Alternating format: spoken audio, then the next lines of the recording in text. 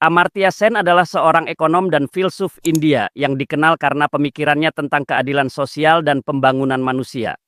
Sebagai peraih Nobel Ekonomi tahun 1998, ia memperkenalkan capabilities approach, sebuah pendekatan yang menekankan bahwa kesejahteraan tidak hanya diukur dari kekayaan atau pendapatan, tetapi dari kemampuan individu untuk menjalani kehidupan yang bermakna.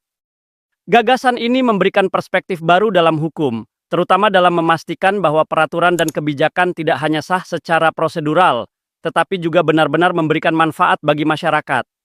Sen mengkritik pendekatan hukum yang hanya menitik beratkan pada keadilan prosedural, di mana hukum dianggap adil hanya karena dibuat sesuai prosedur yang berlaku.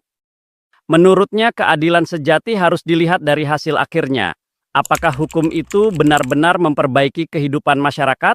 Pandangan ini sangat relevan dalam konteks hukum di Indonesia, di mana banyak regulasi dibuat secara formal, tetapi implementasinya sering tidak berpihak kepada kelompok rentan, seperti buruh, petani, dan masyarakat adat. Salah satu cara menerapkan capabilities approach dalam hukum adalah dengan mengevaluasi sejauh mana regulasi memungkinkan masyarakat berkembang.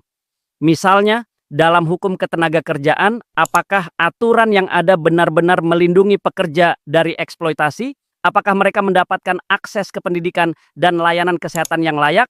Jika tidak, maka hukum tersebut perlu dikaji ulang karena gagal menciptakan keadilan substantif.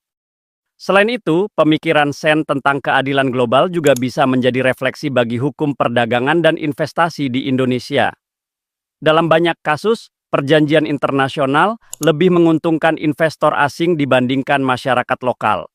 Sen mengingatkan bahwa hukum tidak boleh hanya menguntungkan mereka yang memiliki kekuatan ekonomi, tetapi harus memastikan bahwa setiap orang memiliki peluang yang sama untuk berkembang. Pemikiran Amartya Sen memberikan perspektif penting bagi hukum di Indonesia.